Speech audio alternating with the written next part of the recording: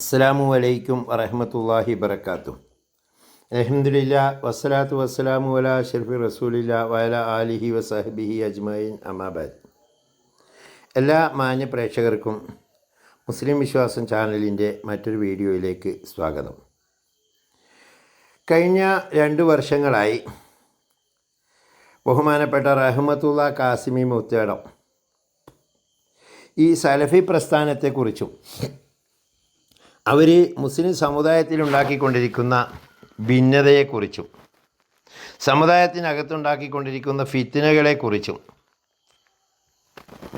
ഒരുപാട്, അല്ലെങ്കിൽ മുസ്ലിങ്ങളെ കൊല ചെയ്തതിനെക്കുറിച്ചെല്ലാം തന്നെ ഒരുപാട് പ്രഭാഷണങ്ങൾ നടത്തിയത് നമുക്കറിയാം.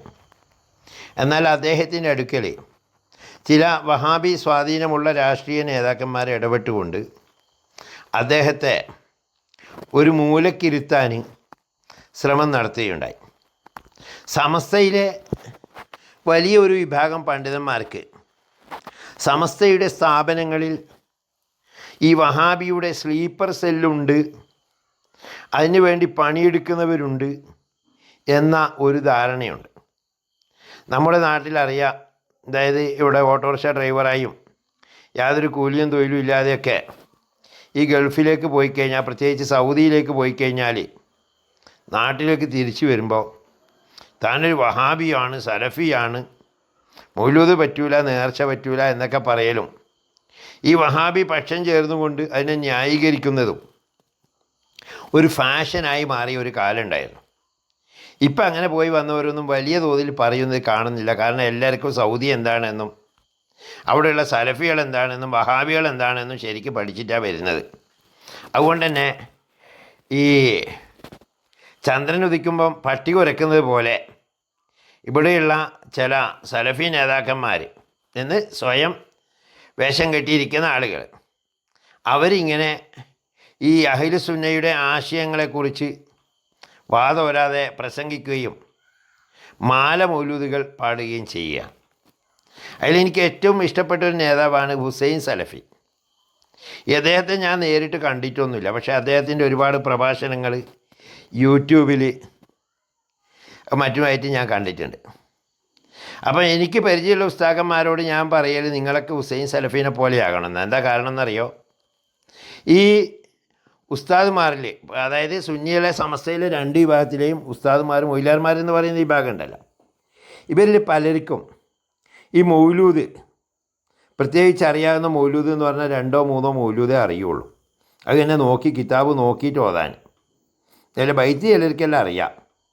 മൗലൂദ് എന്ന് പറയുമ്പോൾ അഷ്റക്ക ബൈത്ത് ഉൾപ്പെടുന്ന ഷറഫലന മൗലൂദ്, മങ്കൂസ് മൗലൂദ് പോലെയുള്ള ബദർ മൗലൂദ് തുടങ്ങിയ ചില മൗലൂദുകളൊക്കെ മൗലിയാർമാർ ഓതും. അത് കിതാബ് നോക്കിയിട്ടേ ഓതാൻ കഴിയുള്ളൂ. അതിൽ തന്നെ ബൈത്തുകൾ ചിലർക്കെല്ലാം കാണാതെ അറിയാമെന്ന് മാത്രം. അത് തന്നെ ശരിക്ക് കഴിവുള്ളവർക്ക് മാത്രം.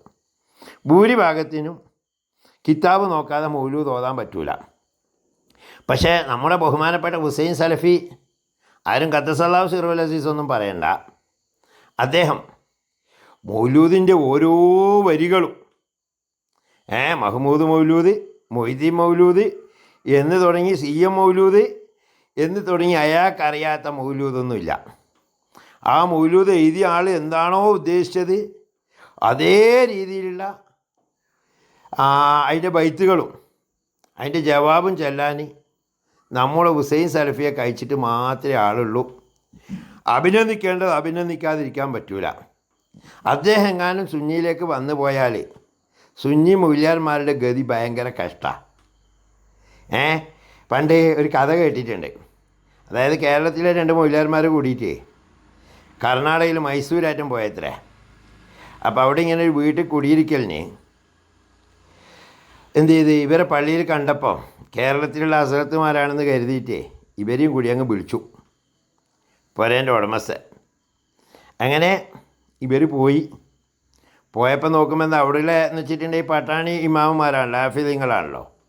അവരുണ്ടോലും അവിടെ ഇങ്ങനെ വലിയൊരു ഹാളിൽ വലിയ മുസല്ലെല്ലാം വെച്ച് എന്താ തലേണെല്ലാം വെച്ചിട്ട് എന്തെല്ലോ ഉറുദുവിലുള്ള ബൈത്തുകൾ ഇങ്ങനെ ചെല്ലുന്നു. ഇവിടുന്ന് പോയ മൊയിലാർമാർക്ക് എന്ന് പറഞ്ഞു കഴിഞ്ഞാൽ ഇതേക്കുറിച്ച് യാതൊരു ധാരണയുമില്ല എന്താ പരിപാടി എന്നുള്ളതിനെ പറ്റിയിട്ട്.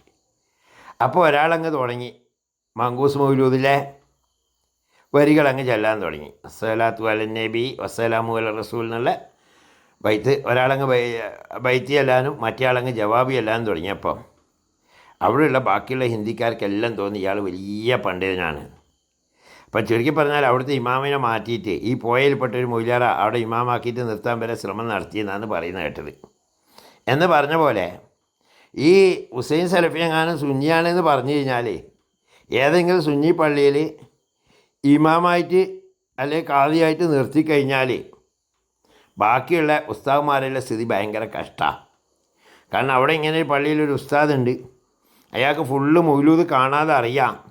അതുകൊണ്ട് നമുക്ക് അയാളെ തന്നെ കൊണ്ടുവരണം എന്ന് പറഞ്ഞിട്ട് ഇപ്പം നമ്മുടെ നൗഷാദ് ബാക്കവീനെയും അതുപോലെ തന്നെ അഹമ്മദ് കബീർ ബാക്കവീനെയൊക്കെ പ്രഭാഷണത്തിന് കൊണ്ടുവരുന്നുണ്ടല്ലോ. അതുപോലെ കേരളത്തിലെ മുക്ക് മൂലകളിലെല്ലാം തന്നെ മൗലൂദ് നടത്താൻ വേണ്ടി നമ്മൾ ഹുസൈൻ സലഫിയെ കൊണ്ടുപോകും എന്ന രൂപത്തിലാണ് കാര്യങ്ങൾ പോകുന്നത്. അപ്പോൾ ഉസ്താദ്മാർ പ്രത്യേകം ദുആ ചെയ്യണം.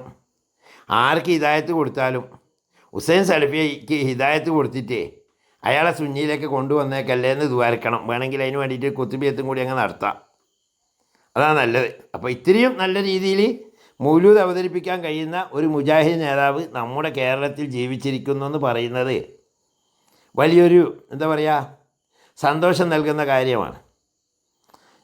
നമുക്ക് ഇന്നാൾ കഴിഞ്ഞ കുറച്ച് ദിവസം മുമ്പേ ഈ ഖുർആൻ കത്തിക്കുന്നതിനെ പറ്റിയിട്ട് പറഞ്ഞപ്പോൾ നമ്മൾ അബ്ദുള്ള സാഹിബ് ഒരു പ്രസ്താവന നടത്തിയിരുന്നു.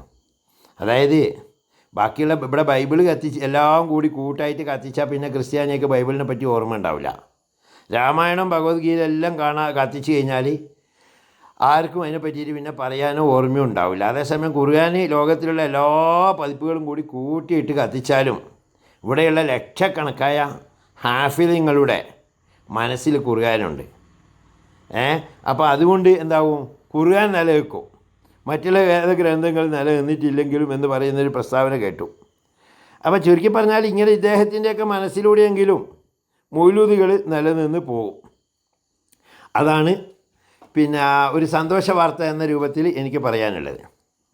പിന്നെ എന്നെ റഹ്മത്തുള്ള കാസിം ഉസ്താദ് പറഞ്ഞ കാര്യത്തിലേക്ക് വരികയാണെങ്കിൽ ഈ ചെറുപ്പക്കാർക്ക് അതായത് കിതാബ് എന്താണെന്ന് അറിയില്ല. ഏറ്റവും ചുരുങ്ങിയ സാധാരണക്കാർ ഓതേണ്ട ഒരു കിതാബ് എന്ന് പറഞ്ഞു കഴിഞ്ഞാൽ അത്യാവശ്യം ജീവിതത്തിൻ്റെ സാധാരണ രീതികൾ മൊയിലാർമാരല്ല കേട്ടോ, സാധാരണ നാടന്മാരെങ്കിലും ഓതണ്ടേ. പണ്ടൊക്കെ ഈ പള്ളി ദർസുകളിൽ ഈ ഫത്തുൽ മുഅ്മിൻ ഓതിക്കൊടുക്കുമായിരുന്നു, അത്യാവശ്യം ദീനിൻ്റെ പ്രാഥമികമായ മസ്അലകൾ പഠിക്കുന്നതിന് വേണ്ടി. ഇപ്പം മുജാഹിദിൻ്റെ ഒരു സക്കരിയ സ്വലാഹി ഉണ്ടായിരുന്നു, അയാൾ പറയുന്നത് കേട്ട് നമ്മൾ ഈ ജുമുഅക്ക് വേണ്ടി അല്ലെ ജുമാൻ്റെ ശേഷമുള്ള നിസ്കാരത്തിന് ശേഷമുള്ള ഈ കൂട്ടുപ്രാർത്ഥന അതിനെ നമ്മൾ എതിർത്തു. ഇപ്പം നോക്കുമ്പോൾ നിസ്കാരം കഴിയാൻ താമസമില്ല നമ്മൾ ആൾക്കാരിൽ ഇറങ്ങി പാഞ്ഞ് കളിയുന്നത്. ഒരുത്തന് ഒതു കൊടുക്കാനോ അല്ലെങ്കിൽ ദീനിൻ്റെ കാര്യങ്ങൾ പറഞ്ഞു കൊടുക്കാനോ നിസ്കാരം കഴിഞ്ഞിട്ട് ഒരാൾ ശ്രമിച്ചാൽ ഒരുത്തനും ഇല്ല, എല്ലാം ഓടിക്കഴിച്ചിലാവാൻ. എന്താ കാരണം? നമ്മൾ പഠിപ്പിച്ചതിൻ്റെ വിഷം. അതുപോലെ തന്നെ ജുമാ ഖുത്തുബ മലയാളത്തിലാക്കി. അപ്പം നമ്മൾ പറഞ്ഞെന്താ ഇതിങ്ങനെ കേൾക്കൽ വലിയ കാര്യമൊന്നും അല്ലാന്ന് കേട്ടോണ്ട് ഇപ്പം എല്ലാവരും പള്ളിയിൽ വരുന്നത് എപ്പോഴാന്ന് വെച്ചാൽ രണ്ടാമത്തെ ഖുത്തുബ അവസാനിച്ചിട്ട് ദുആ ചെയ്യുന്ന സമയത്താണ്. അപ്പം എന്തായി, ഇവിടെ ജുമാക്ക് വരുന്നതും ഏറ്റവും വൈകിയായി. ഇപ്പം ജുമാൻ്റെ കാര്യം തീരുമാനമായി. ഇതൊക്കെയാണ് നമ്മുടെ സലഫി പ്രസ്ഥാനം ഈ നാട്ടിലുണ്ടാക്കി വെച്ച എന്നത് സക്കരിയ സ്വലാഹി ഒരു കുറ്റസമ്മതം പോലെ നടത്തുന്ന വീഡിയോകൾ ഇപ്പോൾ സോഷ്യൽ മീഡിയയിൽ ലഭ്യമാണ്. അപ്പം അല്പം പോലും വിവരമില്ലാത്തവരെ നിങ്ങളെല്ലാം പൂർത്തിയായവരാണ്, അതായത് കള്ളു കുടിക്കുന്നതിനേക്കാളും വ്യഭിചരിക്കുന്നതിനേക്കാളും കഞ്ചാവ് ഉപയോഗിക്കുന്നതിനേക്കാളും വലിയ തെറ്റാണ് സുബഹിക്ക് കുനൂത്ത് ഓതൽ എന്ന് പറഞ്ഞു കൊടുത്താലേ ഒരു നാട്ടിലുള്ള, സാധാരണ എല്ലാ നാട്ടിലൊന്നും മുജാഹിദ് പള്ളിയില്ലല്ലോ. ഇവൻ പള്ളിയിൽ പോകുന്ന നേരത്തിൽ ഉസ്താദ് ഇവനൊരുത്തനോട് പറയാമെന്നല്ല ഇനി സുബഹിക്ക് പള്ളിയിൽ വരണം എന്ന് പറയുമ്പോൾ ഓൻ വീട്ടിൽ പോയിരുന്നിട്ട് കഞ്ചാവ് അടിക്കുകയാണ്. കാരണം എന്താ? ഓനിക്ക് കിട്ടിയ കോച്ചിങ് അങ്ങനെയാണ്. നിങ്ങൾ സുബഹിക്ക് പള്ളിയിൽ പോയി കഴിഞ്ഞാൽ കുനൂത്ത് ഓതും. ഈ കുനൂത്ത് ഓതുന്നത് മദ്യപിക്കുന്നതിനേക്കാളും വ്യഭിചരിക്കുന്നതിനേക്കാളും കഞ്ചാവ് അടിക്കുന്നതിനേക്കാളും വലിയ തെറ്റാണെന്ന്. ഓനിക്കാണെങ്കിലോ റാഹത്തായി. എന്ത് വിചാരിച്ചിട്ട് ഇങ്ങനെ പിന്നെ ദീനിൽ തെറ്റ് ചെയ്യുന്നില്ലല്ലോ, ഇതിനേക്കാൾ ഇവർ സുന്നികൾ ചെയ്യുന്നതിനെക്കാട്ടി നല്ല ശരിയാണല്ലോ ഞാൻ ചെയ്യുന്നത് എന്നോർത്തിട്ട് അവൻ സമാധാനിക്കുകയാണ്. ബാക്കി ഇൻഷാ അല്ലാഹ് മറ്റൊരു വീഡിയോയിൽ. വാഖിർ ദഅ്വാനാ അൽഹംദുലില്ലാഹി റബ്ബിൽ ആലമീൻ. അസ്സലാമു അലൈക്കും വറഹ്മത്തുള്ളാഹി വബറകാതുഹു.